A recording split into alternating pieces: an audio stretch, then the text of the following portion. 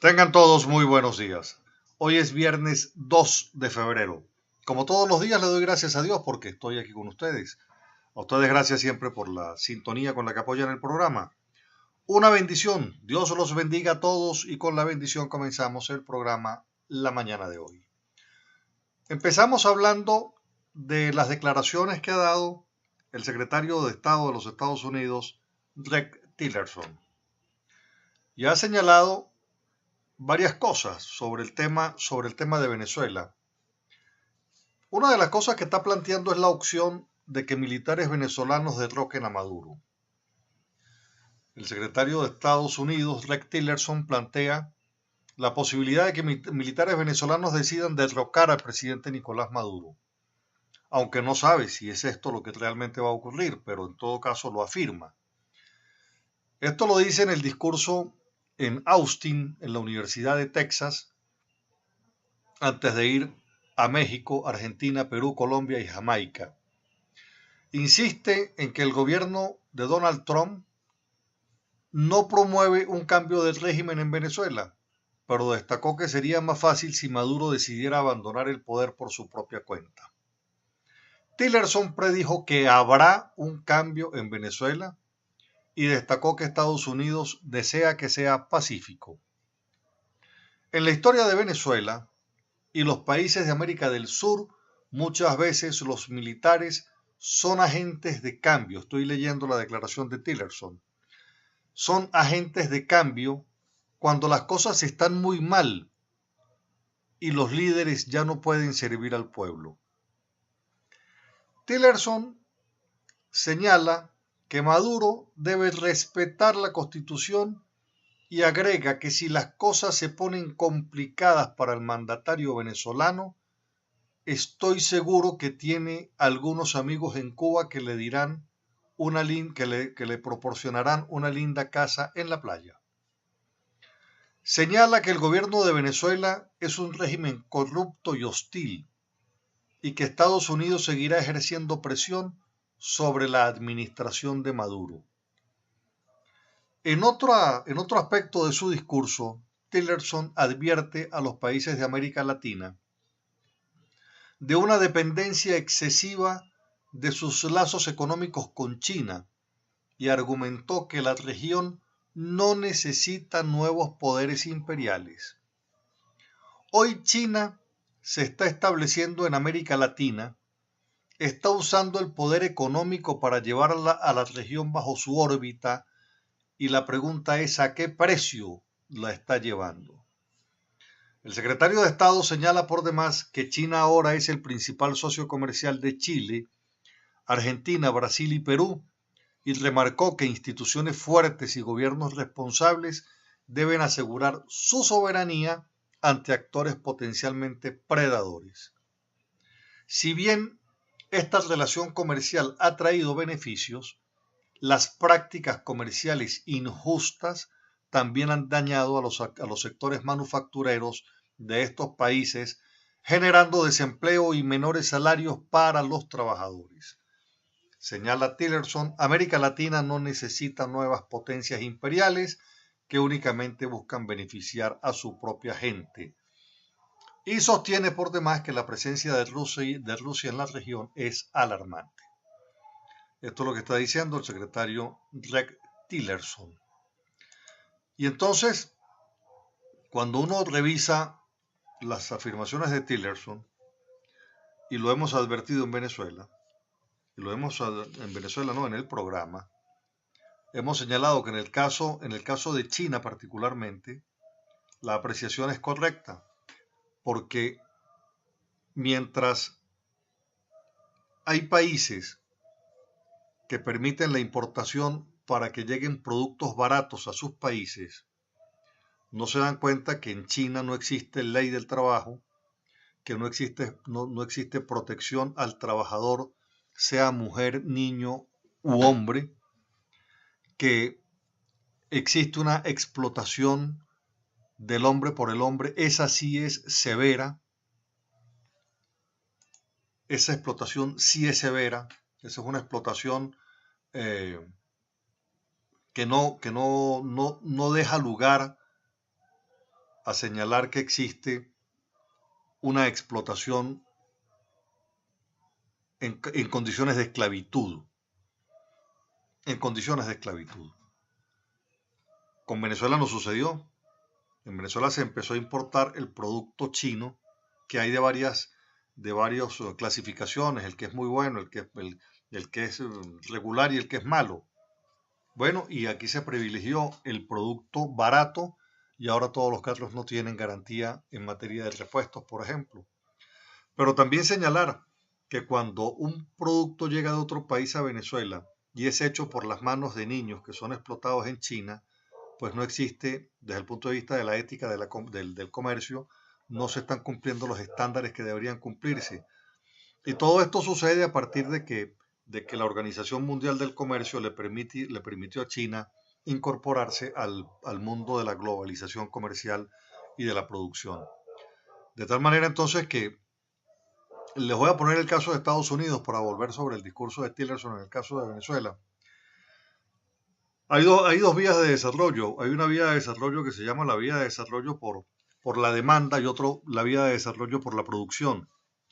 Entonces, los republicanos en Estados Unidos, y en caso concreto Donald Trump, frente a los demócratas, él planteaba la necesidad de bajar impuestos para que las fábricas se queden produciendo en Estados Unidos, como sucedía antes de que llegaran los demócratas. Los demócratas con visiones socialistas, con visiones de izquierda, aumentaron los impuestos, le aumentaban los impuestos a los empresarios, y de esa manera entonces el Estado fue creciendo, fue engrandeciéndose con los impuestos de los empresarios. Pero como existieron, los impuestos llegaron a un 45%, entonces los empresarios se fueron de Estados Unidos a invertir en China, en México y en otras partes del mundo. ¿Qué sucedió? Generó pobreza y generó desempleo en Estados Unidos. Estados Unidos se convirtió entonces en una economía de servicios y abandonó su economía de producción. Cuando llega Donald Trump a la presidencia de los Estados Unidos, invierte la política. Entonces dice, no, aquí hay que bajar los impuestos al que más produce. Y le dijo a las fábricas americanas que se fueron de Estados Unidos, regresen a Estados Unidos, que el impuesto que van a pagar es del 10%, pero tienen que venir a producir en Estados Unidos para que pueda haber entonces aumento en el desarrollo, en la producción y en el empleo. Entonces fíjense, dos visiones. La de los demócratas era por vía de la demanda, por vía del consumo, ¿verdad? Y por la vía del consumo, entonces vas a necesitar, por ejemplo, el producto chino, ¿verdad? Y no el producto de la real economía, que las fuerzas sociales, demandando también protección social, ¿verdad? Pues van a requerir de una fuerza laboral que esté protegida con seguridad social. Entonces el problema es que China no ofrece seguridad social y mantiene a la gente en estado de explotación con temas de esclavitud. Entonces, lamentablemente, estos tratados de libre comercio que se han hecho, por ejemplo, con China, aquí los izquierdistas acostumbran a hablar de los tratados de libre comercio con Estados Unidos y se olvidan hablar de los tratados de libre comercio con China.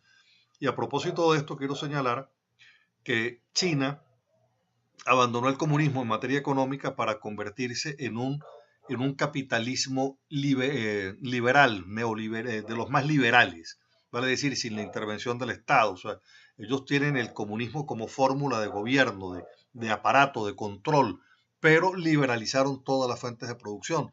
De tal manera entonces que es más capitalista China que Estados Unidos, porque Estados Unidos tiene una intervención neoliberal por parte del Estado en la economía también, que de alguna manera trata de regularla, pero en China es todo lo contrario. Bueno, pero entonces volvemos sobre el tema de Tillerson, porque además Tillerson dice que Nicolás Maduro tiene que rendir cuentas tras considerar que los venezolanos sufren a causa del régimen corrupto que le roba a su propia gente. Responsabiliza a Nicolás Maduro de la crisis que padece Venezuela y además le sugiere que vaya a pedir asilo a Cuba. Que vaya a pedir asilo a Cuba. El Esta gira de Tillerson, y lo hablábamos ayer, va por los países buscando un consenso mayor sobre los temas de las sanciones que al parecer son de carácter petrolero, pero hay cosas que son claras también para Estados Unidos. Es en el tema regional, es el tema del terrorismo, son los temas de los derechos humanos, son los de los delitos vinculados a las protestas, vale decir, los delitos que como consecuencia de la represión se han generado, y esto en violación de los derechos humanos. De tal suerte entonces que las cosas están cambiando para Latinoamérica. El subsecretario de Estado para Asuntos de América Latina, Tomás Shannon, tuvo una renuncia, se dice que es una renuncia forzada, y esto en razón a que la política de Estados Unidos sobre Latinoamérica va a cambiar. Va a cambiar porque la política de Obama fue demasiado complaciente y el monstruo del comunismo creció haciendo crecer la injerencia de Cuba en toda América Latina. De tal manera entonces que cuando se habla del narcotráfico se habla de las FARC, de Colombia, de Venezuela, y se empieza a hablar como un problema regional. Cuando se habla del tema de la inestabilidad política como consecuencia de la implantación de modelos como el comunismo en Venezuela, es un problema de la región, de tal manera entonces que vamos a ver una política de Estados Unidos mucho más activa sobre el caso no solamente de Venezuela, sino de toda la región, y estas cosas que está diciendo el secretario de Estado hay que ponderarlas porque el secretario de Estado de los Estados Unidos cuando habla no está jugando carritos. Vamos al corte. El 8 de este mismo mes, de febrero, el gobierno de Colombia va a anunciar nuevas medidas en el tema migratorio con el caso de los venezolanos. Debo destacar una información de la canciller Holguín, donde señala que han sancionado 600 empresas colombianas por contratar mano de obra venezolana pagándoles por debajo de lo que se corresponde. Y esta acción del gobierno del presidente Santos es una acción que debemos los venezolanos aplaudir, porque están haciendo justicia con el que está migrando.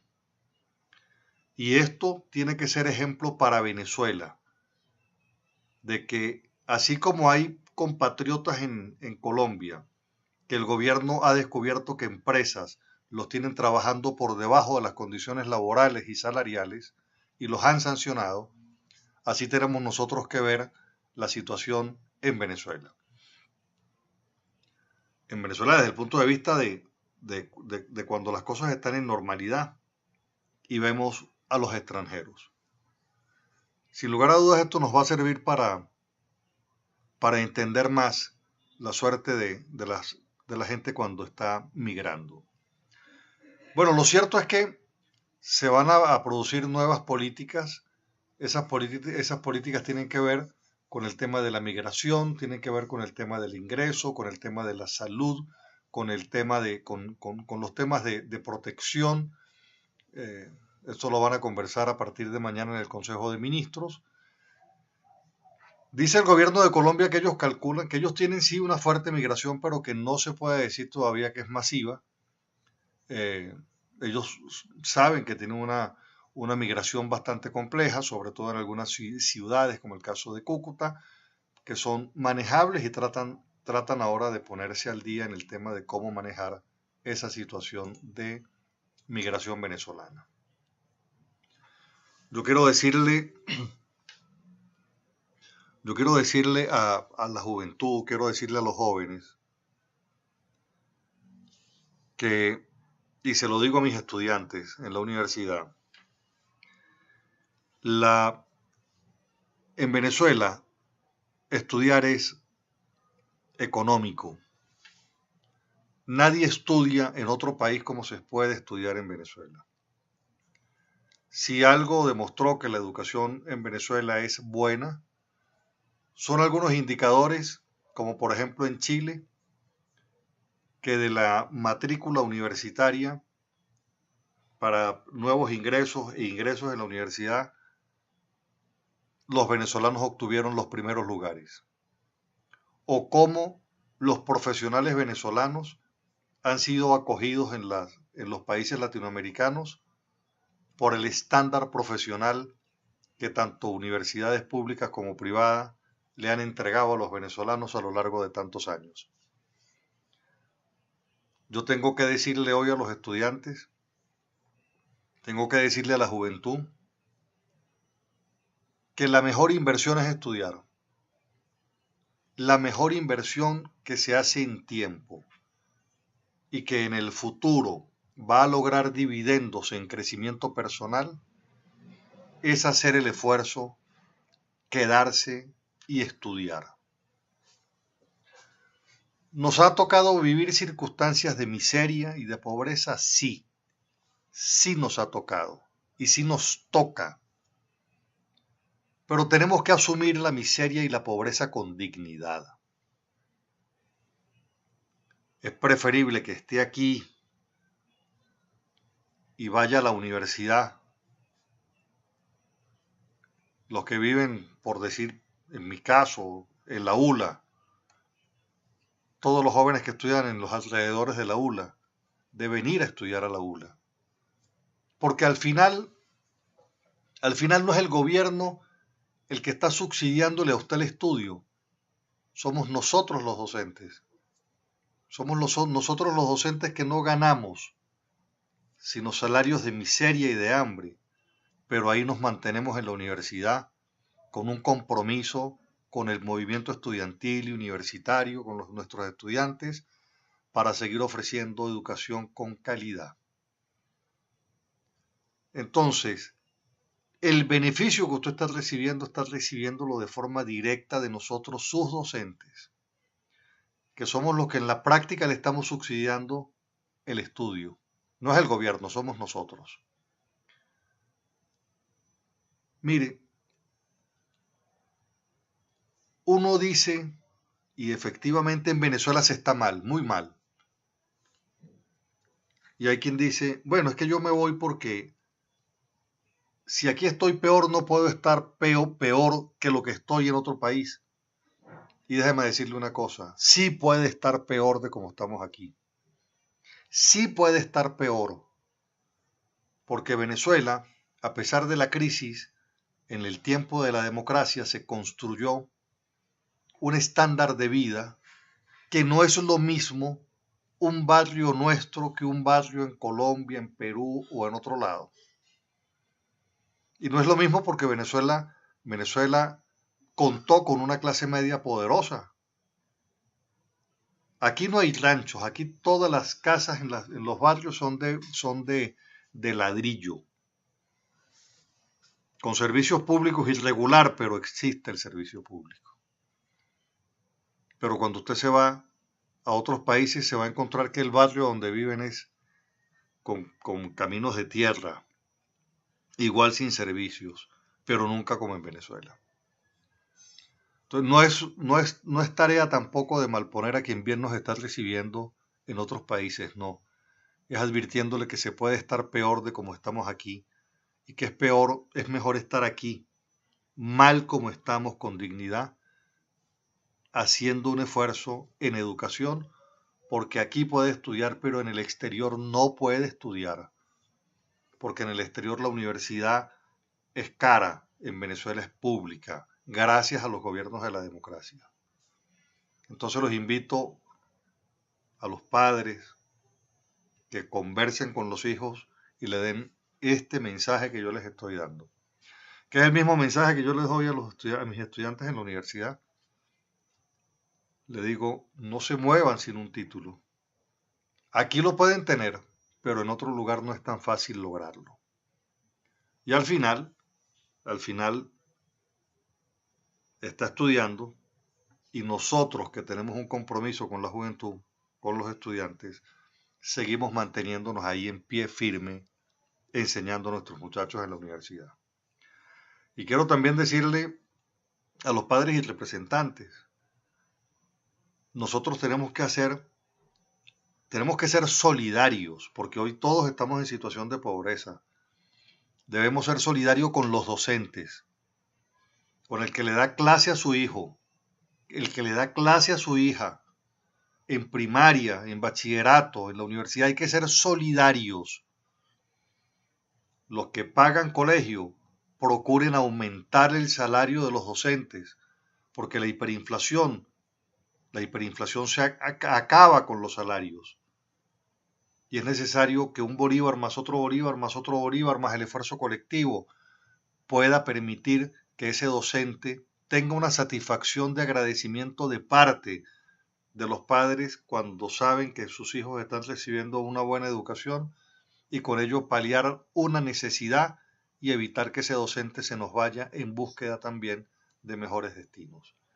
Este es el tiempo de la solidaridad, y es entonces lo que estoy invocando en este momento. Vamos al corte.